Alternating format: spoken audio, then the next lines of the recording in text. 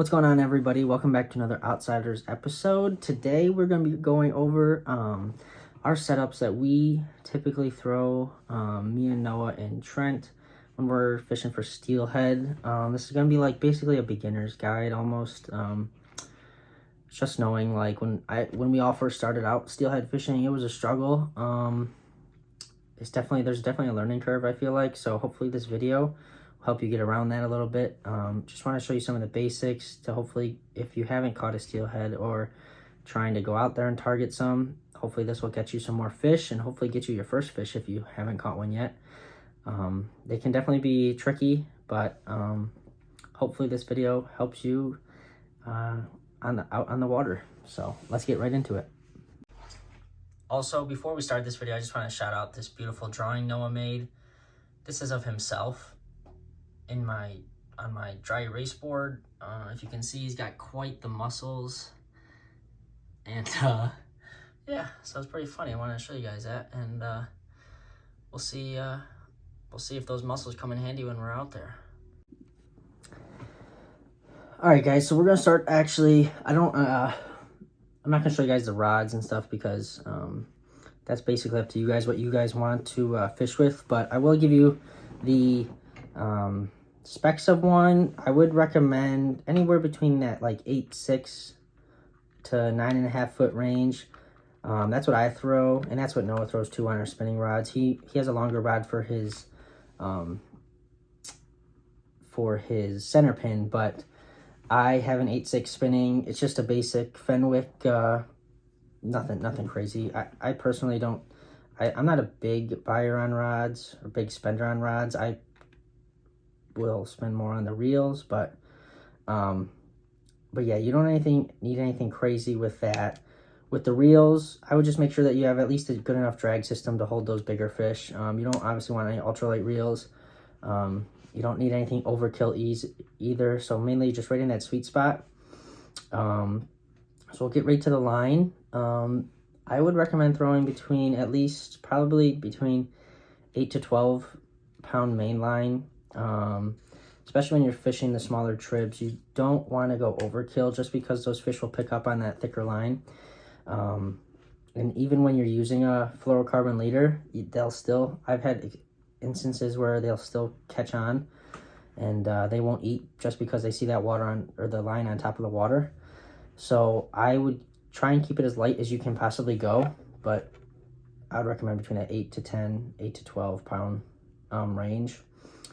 Then going from there, you're just going to use, a basic fluorocarbon leader. So for many of you guys, if you don't know how to tie the knots from your leader to, I don't know if you can see that, your leader to your main line, you can also just use barrel swivels. So you're just going to tie 2 knots.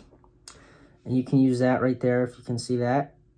So you just tie a knot on one end, knot on the other.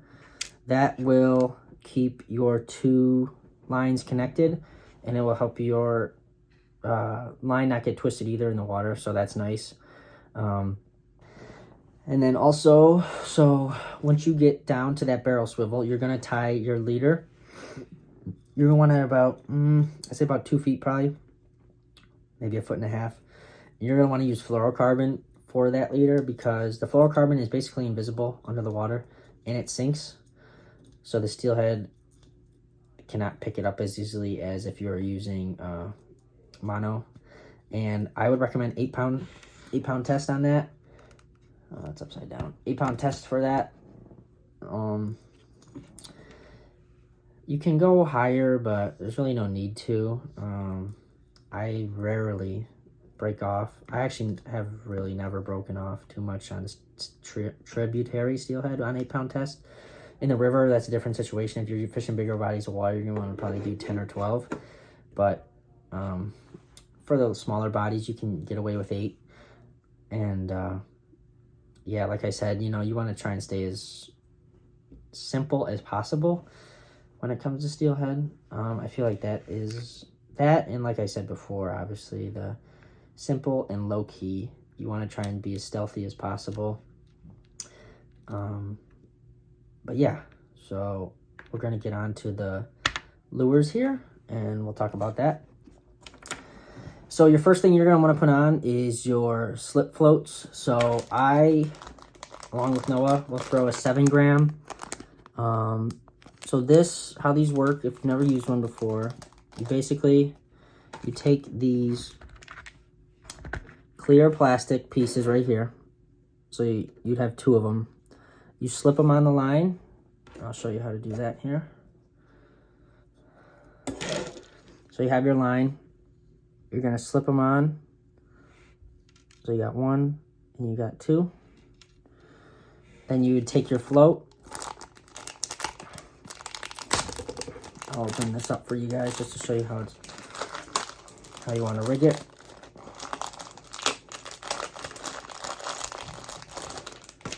Take your float, put one end in one of the clear plastics, if you can see it. Push it on there with the line obviously in there.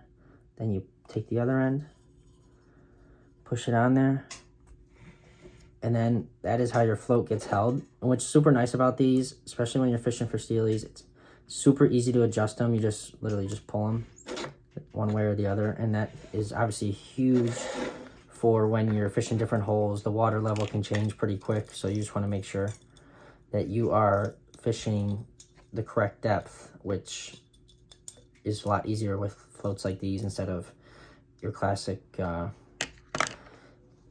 some of the other floats just and the fish will pick up on them a little bit more if they're weighted. These aren't weighted, obviously, so these are really nice to use. And then once you go on from that, you're going to start with your weights. So as you can see here, you can pick up a pretty cheap pack of weights right there. Just like, you just want your different sizes so that when you hook them onto your line, they flow down correctly in the current. So what I will normally do, and this is kind of like a trial and error too, is I would, when I first get to the hole or creek, I will see how clear the water is first and then see how quick it's moving. If it's moving pretty quick, you're going to need some more weight to get that bait down there. If it's not, you can kind of go pretty light. If it's a super slow hole or super clear, you want to try and be as low key as possible. I think that's the biggest tip I could probably have to anybody steelhead fishing, is in the clear water especially, is you want to try and keep it as low key as possible. Me and Noah have been out, and there's been instances where I've thrown at fish that we can see in clear holes and they will not eat, and then as soon as I take off my float or I take off all the weights, they eat it immediately. So I think it's just more about finesse when it comes to steelhead. They can definitely be tricky. Obviously, it's been pretty slow here for probably past week or two now. In the local trips, me and a buddy of mine are gonna go for a little bit of trip down to the southern part of the state, so we will be there at the end of the week, but hopefully they turn up a little bit more here soon. But anyways, once you put your weights on, you're just going to want to make sure that you space them out nice. You're going to start with your highest weights at the top and then slowly go down to your smallest weights, down to your lure. So the main purpose of this video, I want to go over baits for you guys. So the first, probably the most basic bait that I would recommend would be your jigs. So you can either throw marabou jigs or even soft plastic jigs. Sometimes you can just put a little jig head on something like this, a little minnow imitation, and just twitch it in the water. That has been successful before. And when I say like marabou jigs, I'm just talking about something like this. This has a reddish head, white body. So you would basically just tie this right on. If you're really into making jigs and stuff, you can even tie your own. That's what me and Noah like to do. You can mix up the colors and stuff like that. I mean, here's like a white and purple. I have yet to catch any on the black and red. I'm hoping, hopefully it will connect soon on it, but I think it looks pretty cool. But, and, you can make all your different color combinations, black, blue, and that eventually will hit you on some fish. That is actually what I caught some of my first steelhead on ever. One was on it was like a brown and green colored jig, just like this one, but the orange body was green. And that was at a really pressured body of water, so that just shows you that they do work. And then the next bait that my go-to would be obviously your beads. And I honestly, for a lot of guys, I feel like if you're a beginner in the hobby or in the sport, I should say, you don't even, like, I didn't even really, when I first started fishing for steelhead and Noah, we didn't even really know about beads or stuff like that. So how you rig beads, so if you go to the store like Dick's or Cabela's, you'll see, Dick's actually, or I'm sorry, Cabela's doesn't even carry beads, which kind of stinks, but Cabela's or Dick's does. So when you go, you can pick out different colors. Chartreuse is usually a pretty hot color. My favorite color is this natural fresh egg imitation. And what you do with these, so you would take your bead, you buy these bead pegs, they're just little pieces of plastic, come in packs. They have them at Dick's as well. And as you can see here, there's a little hole right there. You just put the plastic through, and you would actually, I'll show you the imitation here. Take your line, feed it right through the bead, so the bead's on there. Take your bead peg, and then you would also feed that through. As you can see, so then you would pull it through until you get it right about there, so it's not coming out the other side. And then you just take nail clippers and clip this part off, so that's not there. And that is how you would rig an egg. And you would also then just tie your hook right at the end here. You're going to want about, I'd say about that much. Tell you where your hook is, so about 2 to 3 inches, maybe 1 to 2, anyway, between 1 to 3, depending on what you, that's more of a preference thing, but that's how I would rig the beads. And you can switch those up any color. The fish, I would say that's that's a staple for steelhead, is knowing your bead colors and depending on water clarity and stuff like that. So what I would do with that is rig the different beads depending on water clarity. So when it's really clear, I prefer that natural color look. I try and stay as natural as possible when fishing, just in general. Even when I'm fishing for bass or for anything, I will try and stay as natural as possible. So when it's clear, I like the natural, more fresh egg imitation. When it gets in those cloudy, a little bit murkier water, I throw the chartreuse because it kind of sticks out a little bit better. And then, I mean, there's so many different colors with, you can get like blood dots in them and stuff like that. And that has like a red dot in the middle. Noah likes those at the river especially. But you can mix it up with stuff like that too. So that would be go-to bait number 2. And then bait number 3 that I have especially had a lot of success on in the past would be steelhead worms. I love these pink soft plastics. You can get these at Cabela's. I know they have them. And I will say though, it's really hit or miss on, bigger baits like this. This season, the steelhead, like, I know right off the bat, they were crushing those. They were crushing worms too, right when it's warmer. When the first couple batches of fish come in, and then as it gets colder, they definitely seem to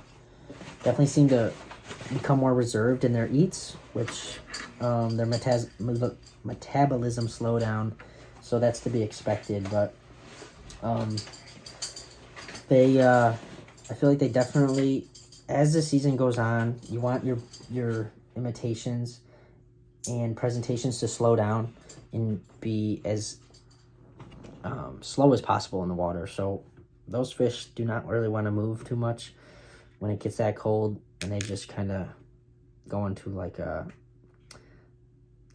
what's the term? Like a dormant stage almost. Not completely dormant, but you know what I mean, when they slow down a little bit. So when you rig these, you can actually just do, you can even throw like little pink curly tails too. Let's see here. You could honestly just pair it with a little pink jig head or something like that, you know, rig it on there. Or you could just do a basic single bait holder hook, rig it through, have your weights coming down to it, and just let it go real slow in the water. These, like I said, can be really hit or miss. They can be really good, or they can be really slow. I haven't had too much luck in a little bit here with them. Recently, I've been getting them on the beads, but as the winter slowly approaching now, even though it's still like, today was like 30 degrees, but I looked at the weather and it's still supposed to be like mid 40s through next week. Even there's a day in the 60s, so they might still be pretty active and aggressive. So we'll see how it pans out. But as it gets colder, you're going to want to switch to the jigs just because they're slower. And when it's heavier weight bait moving slower through the water, the fish, you can get it right in the sweet spot, right in the target zone, and they'll hit it. So that would be, those would be the top three. And then if you're a fly fisherman, you're obviously going to be throwing a little bit different stuff. I'm not an expert in the fly area, as you guys know, but you can throw, I have also made some hand-tied jigs on them. That one is, I don't know if you guys see it. That is absolutely horrible. Might as well just throw that out.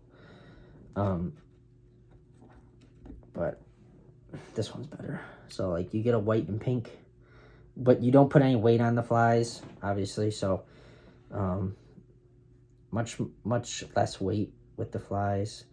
I have had, well, if you guys actually go look back at one of our older videos, I actually had an amazing day with the fly rod, just throwing almost like a white, basically just like this on a single split shot float and a fly just like this. I caught like 4 fish in like an hour and a half. So if you want to go back and watch that, it's should be under like insane steelhead solo day or something like that. I was the only one fishing that day, but it's back from last year, so you can take a look at that if you want. And then, but yeah, besides that, it's more just I'd say like you just gotta stick with it. It can definitely get discouraging sometimes. I know when I first started steelhead fishing, it definitely got frustrating. I went out multiple times, caught no fish, but once you finally do catch one, it is definitely super rewarding, and I feel like you can definitely learn, and as you get better and better and better, you'll only get better.